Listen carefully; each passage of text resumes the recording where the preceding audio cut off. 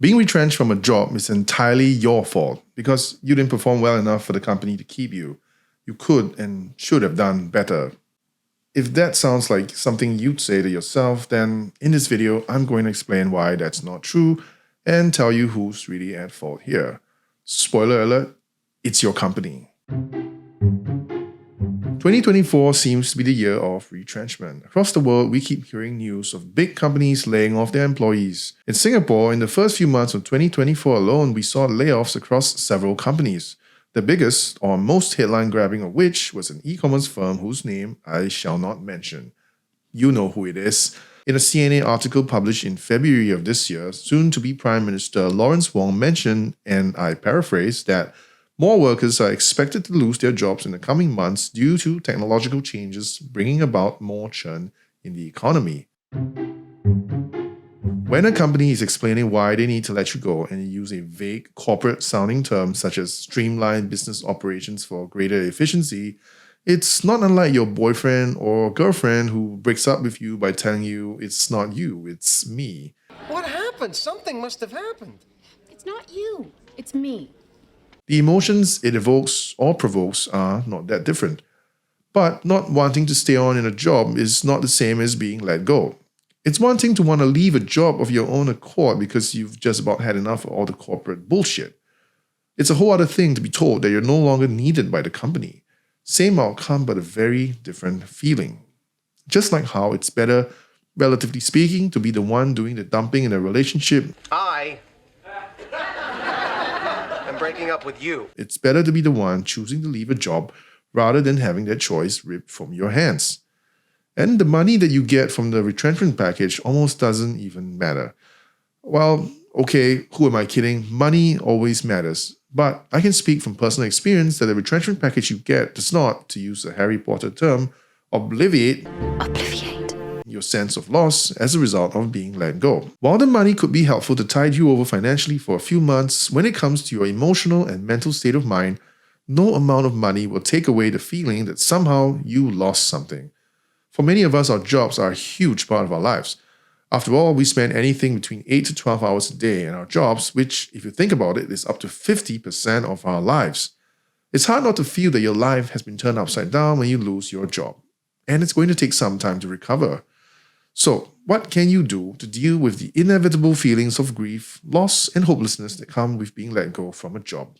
Number one, it's not you, it's them. The first thing to keep in mind is this. Most of the time, retrenchment exercises have very little to do with your competency or work performance. Instead, it has almost everything to do with how much you cost, i.e. your salary. Sometimes a company might be underperforming, or it has a specific financial target to hit for whatever reason, whether it's to balance the books in preparation for a sale or to improve the financial health before an IPO. And when that happens, many good, capable people like yourself are let go. It can seem as though the axe is wielded almost randomly. Even top performers or high potentials are not spared. The point is, even if you're an extremely rare Pokemon of a top performer, if a company can hire someone else to achieve 80% of your performance at 50% of your salary, do you seriously think they wouldn't do it? So, if you're blaming yourself for being retrenched because you think you didn't do well enough to be retained, then let that notion be dispelled here and now. Most of the time, being let go from a job has very little to do with you or your performance. The truth is, your ex or soon-to-be ex company simply couldn't figure out a way to utilize your capabilities to their fullest potential and therefore justify the high salary that they willingly offered you to entice you to come on board in the first place. So they took the easy way out, which is to let you go. It's a failure on their part to properly maximize the value that you know you can bring. And they know it too. Otherwise, why hire you in the first place? So, if you think about it, it's really not you. It's them. Number two, take time to recover. Like the end of any relationship, after being laid off, you need time to heal and recover from your emotional wounds. Even if you were expecting to be laid off, even if you were mentally prepared for it, even if you were looking forward to it, when it actually happens, it's never an easy thing to deal with. So, like any relationship, when it comes to work, don't rush into the next one unless you absolutely have to.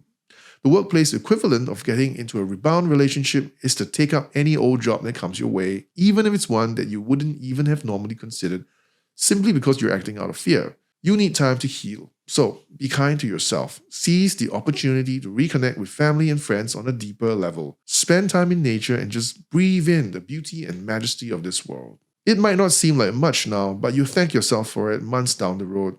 Number 3, get ready for your next move. Once you've given yourself enough time to heal, the next thing to do is to evaluate your next move.